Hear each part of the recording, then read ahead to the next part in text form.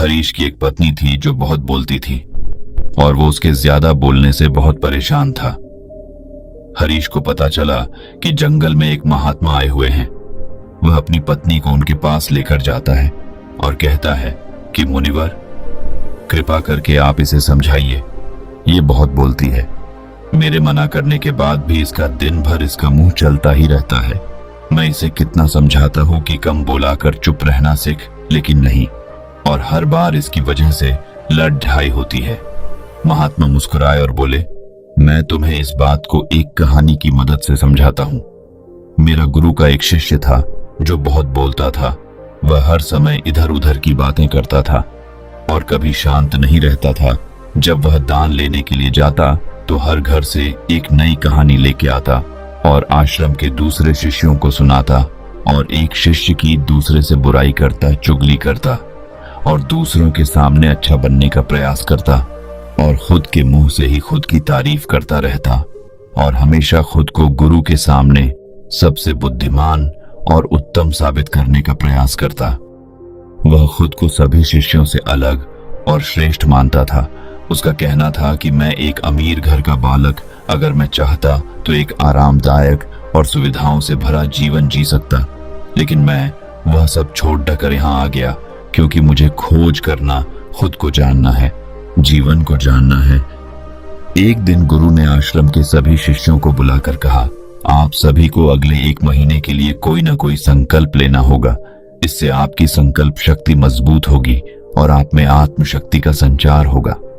आप सभी अपने सामर्थ्य के अनुसार कोई भी संकल्प ले सकते हैं, और यदि 1 महीने से पूर्व आप में से जिसका भी संकल्प टूट जाएगा तो वह अपनी पुरानी दिनचर्या में वापस आ सकता है। सभी शिष्यों ने अपनी शक्ति के अनुसार संकल्प लिए और गुरु को अपने अपने संकल्प के बारे में बताकर वहां से चले गए। लेकिन वह शिष्य जो खुद को सबसे अलग दिखाना चाहता था, वह सीधे गुरु की कुटिया में पहुंच गया और बोला, मैं कोई छोटा मोटा संकल्प नहीं लेना चाहता, बल्कि खुद की ही जैसे एक और महान संकल्प लेना चाहता हूँ। कृपया आप ही बताएं मुझे क्या संकल्प लेना चाहिए। उसकी यह बात सुनकर गुरु मुस्कुराए बोले, क्या तुम मेरे द्वारा दिए गए संकल्प को पूरा कर पाओगे? क्या तुम्हारे लिए उसे पूरा करना संभव होगा? शायद नहीं, वह तुम्हारे लिए संभव नहीं। तुम उसे पूरा नहीं कर पाओगे, इसीलिए तुम खुद ही कोई संकल्प ढूंढो। शिष्य ने कहा, नहीं गुरुदेव, आप जो भी संकल्प मुझे देंगे मैं जरूर उसे पूरा करूं। गुरु ने कहा, ठीक है, तो तुम अगले 1 महीने तक चुप रहो, मुंह से एक शब्द भी नहीं निकालोगे, यही है तुम्हारा संकल्प। शिष्य ने कहा, गुरुदेव, यह भी कोई संकल्प है? ये तो बहुत ही आसान है।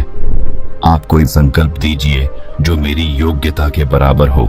गुरु ने कहा, पहले तो तुम इस संकल्प को तो पूरा करके दिखाओ। शिष्य ने गुरु की बात मान ली और वह उसी समय चुप हो गया और पलटकर कुटिया से बाहर चला गया। उसे चुप रहना बहुत आसान लग रहा था। उसने एक दिन तो जैसे तैसे चुप रहकर काट लिया, लेकिन दूसरे दिन से उसके मन में ना बोलने का बोझ बढ़ने लगा, और तीसरे दिन उसे भारीपन महसूस होने लगा, और चौथे दिन उसके अंदर एक अजीब सी बेचैनी होने लगी, क्योंकि आसपास आश्रम के सभी शिष्य एक दूसरे से बातें कर रहे थे। वह भी अपना पक्ष उनके सामने रखना चाहता था, उनकी बोलती बंद कर देना चाहता था, लेकिन उसका संकल्प उसके आ रहा था, इसीलिए वह पूरे दिन सिर्फ और आंखें बनाता। इसी तरीके से कुछ दिन और बीते और वह शिष्य बीमार पड़ गया। उसका सिर फटा जा रहा, उसका खाने पीने तक का मन नहीं था, वह सिर्फ बोलना चाहता था। वह गुरु के पास गया और उनके सामने बैठकर लिखकर उन्हें बताया, गुरुदेव, मैं बोलना चाहता हूँ, बिना बोले मुझे सांस नहीं आ रही है, मेरा दम घुटता जा रहा है, मैं अंदर ही अंदर पागल हुआ जा रहा हूँ, मैं क्या करूँ? संकल्प तो ड दूं क्या? ये पढ़कर गुरु मुस्कुराए और बोले, मैं संकल्प ढाने के लिए नहीं होते, लेकिन जो अपने संकल्प को पूरा कर लेता है वह अपनी आंतरिक शक्ति को बढ़ाता है, और जो अपनी आंतरिक शक्ति को बढ़ा लेता है वो समाज और जागृति की राह पर आगे बढ़ जाता है। संकल्प का लेना भी तुम्हारे हाथ में था और इसे तोड़ना भी तुम्हारे हाथ में है। तुम्हारे बहुत से भाई अपने संकल्प को तोड़कर अपनी पुरानी दिनचर्या पर वापस आ चुके हैं। अगर तुमसे नहीं हो पा रहा तो तुम भी संकल्प तोड़कर अपनी पुरानी दिनचर्या पर वापस जा सकते हो। लेकिन याद रहे, अगर आज तुम इस छोटे से संकल्प को नहीं संभाल पा रहे तो तुम अपनी बाकी की पूरी जिंदगी को कैसे संभाल सकोगे? बाकी फैसला पूरी तरह से तुम्हारे हाथों में है। गुरु की यह बात उस शिष्य के दिल में चोट कर गए। वो बिना कुछ बोले वहां से वापस चला गया और खुद को अपनी कुटिया में बंद कर वह केवल अपने जरूरी कामों के लिए ही कुटिया से बाहर निकलता, बाकी सारे समय कुटिया के अंदर ही बैठा रहा। 15 दिन बीत चुके थे और आश्रम के लगभग सभी शिष्यों का संकल्प अब तक टूट चुका था, लेकिन उसका संकल्प अभी भी जारी था। संकल्प लेने के बाद से अब तक उसने एक शब्द भी नहीं बोला। सारा आश्रम हैरान था कि इतना बोलने वाला इंसान चुप कैसे हो। 15 दिन बीतने के बाद वह दोबारा अपने गुरु के पास गया और लिखकर बताया है, गुरुदेव, मैं बाहर से तो चुप हूं, लेकिन मेरे भीतर बहुत सी आवाजें हैं, बहुत सी चीख पुकार और शिकायतें हैं। मैं अंदर ही अंदर बात करता रहता हूँ। मेरा मन तरह तरह के प्रश्न पूछता है।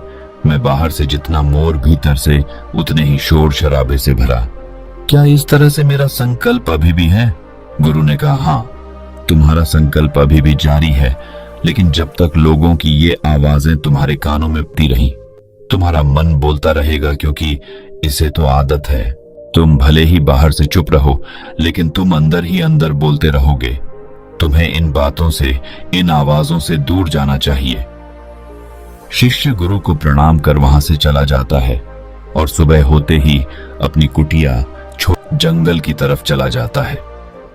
कई दिन बीत जाते, संकल्प का समय भी पूरा हो जाता है, लेकिन शिष्य लौटकर नहीं आया। आश्रम में सभी को डर था कि कहीं जंगली जानवर ने उसे खाना लिया हो।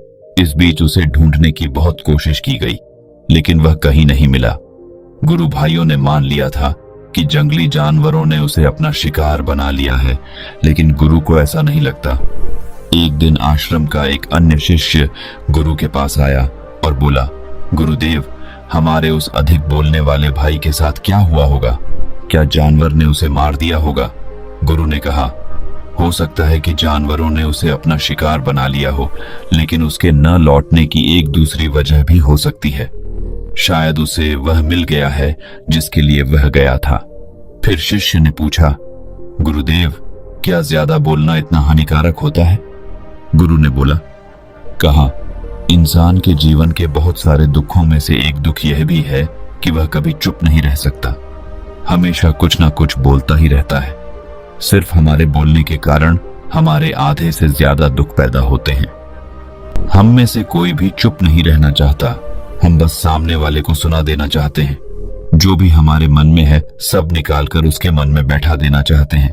उसे समझा देना चाहते हैं कि देख, तू गलत है और मैं सही।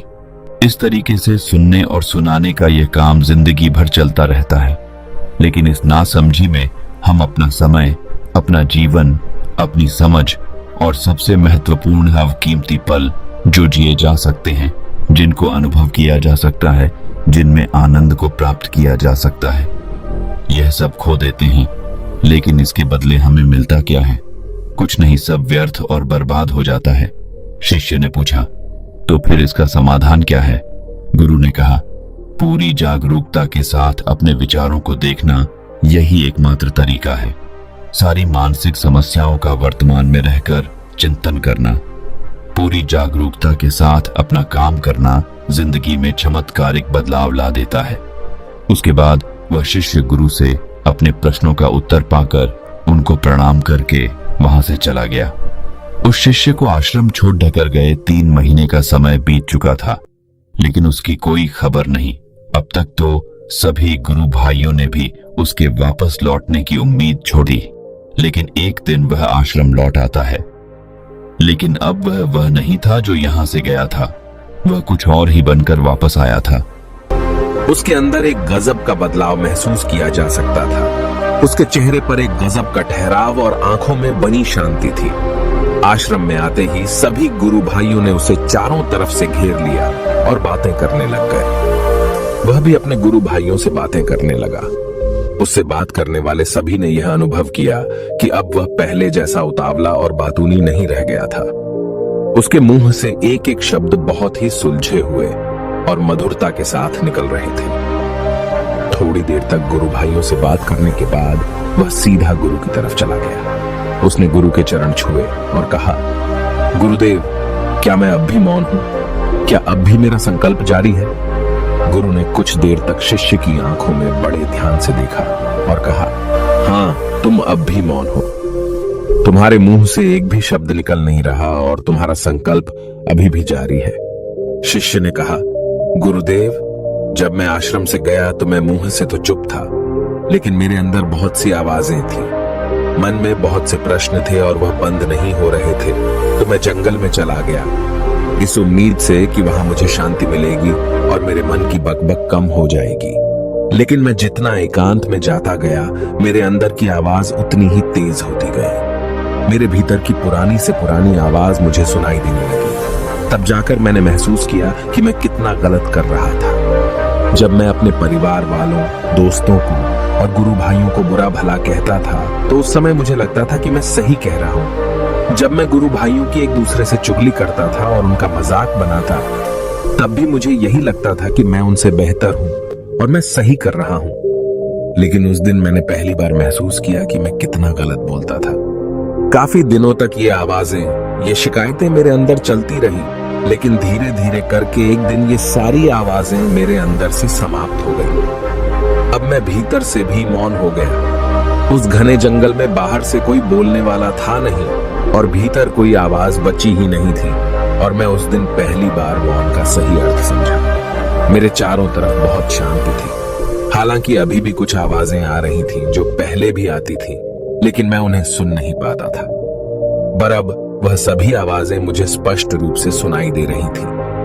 हवा के चलने की आवाज, चिड़ियों के चहकने की आवाज और पानी के बहने की आवाज। ये सभी आवाजें मैंने पहली बार पूरे होश पूर्वक सुनी। अपने चारों तरफ इतनी शांति मैंने पहले कभी महसूस नहीं की थी। तो इस शांति को भंग करने के लिए मैंने पहली बार अपने मुंह से कोई शब्द निकाला। मैं चिल्लाया, हे ईश्वर, ये कैसी शांति है? सभी कुछ इतना शांत क्यों है?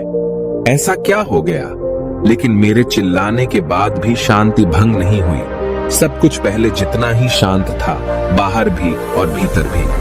हे गुरुदेव, मैंने अपने गुरु भाइयों से बात की, मैंने आपसे बात की। मैं बोल रहा हूं, मैं चल रहा हूं, मैं सब कुछ देख रहा हूं, लेकिन मैं अपने भीतर एकदम एकांत में हूं, मौन में हूं, भीड़ में होता हूं, तब भी भीतर से अकेला एकांत में होता हूं।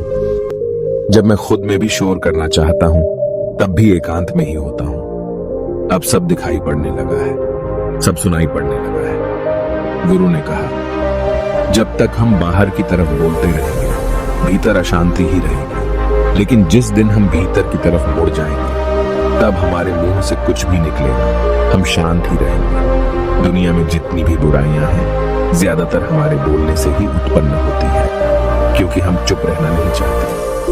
हम जितनी जरूरत है उससे कहीं ज्यादा बोलते हैं। हम सामने वाले को सुनना नहीं चाहते, बल्कि उसकी बोलती बंद कर देना चाहते हैं।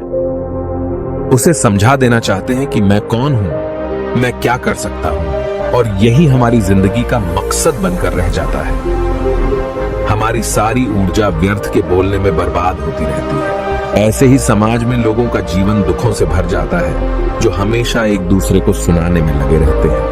कभी एक दूसरे को सुनना नहीं चाहते, समझना नहीं चाहते, और चुप रहना तो उन्होंने कभी सीखा ही नहीं, क्योंकि चुप रहना उन्हें छोटा महसूस करवाता है। दुनिया की सभी लड़ाइयों का कारण हमारा बोलना ही है। इसलिए हमें सिर्फ उतना ही बोलना चाहिए जितना जरूरी हो, क्योंकि व्यर्थ का बोलना ऊर्जा को नष्ट करना है, और यह बोलना ही हमें कभी अपने भीतर की ओर लौटने नहीं देता, क्योंकि यह हमें बाहर की ओर खींच कर रखता है, और बाहर है ही क्या इस संसार के अलावा। लेकिन अगर अपने भीतर के संसार की ओर मोड़ना है, तो इस मुंह को बंद ही रखना चाहिए। इसीलिए जितने भी बुद्ध हुए, आत्मज्ञानी हुए, वह सभी एकांत की ओर भागे, ताकि उन्हें ज्यादा न बोलना पड़े, ज्यादा सुनना न पड़े। वह एकांत में रहे और शांत रहे। इसीलिए आसानी से भीतर की यात्रा कर पाए। लेकिन अगर कोई चाहे तो इस संसार में रहकर भी एकांत में रह सकता है, शांत रह सकता है, लेकिन इसके लिए उन्हें अपनी ऊर्जा बचानी होगी, जिसे वह अब तक अपने व्यर्थ के शब्दों में बर्बाद कर रहे थे। दोस्तों, इस कहानी की सीख यही है कि व्यर्थ का बोलना ऊर्जा को नष्ट करना है। ज्यादा और व्यर्थ बोलना ही हमें अपने भीतर की ओर लौटने नहीं देता, क्योंकि यह हमें बाहर की ओर झुकाए रखता है, और जिन्हें भीतर की यात्रा करनी है उन्हें अपने मुंह को बंद ही रखना चाहिए। मुझे उम्मीद है कि आपको यह कहानी पसंद आई होगी और काफी कुछ सीखने को मिला होगा। कहानी के बारे में अपने विचार आप हमें नीचे कमेंट बॉक्स में कमेंट करके बता सकते हैं। बाकी अगर ये कहानी आपको अच्छी लगी हो तो इस वीडियो को लाइक करें और ऐसी और कहानी सुनने के लिए डे इंस्पायर्ड यूट्यूब चैनल को सब्सक्राइब करें। तब तक मिलते हैं हम आपसे ऐसी ही एक और प्रेरणादायक कहानी के साथ अगले दिन।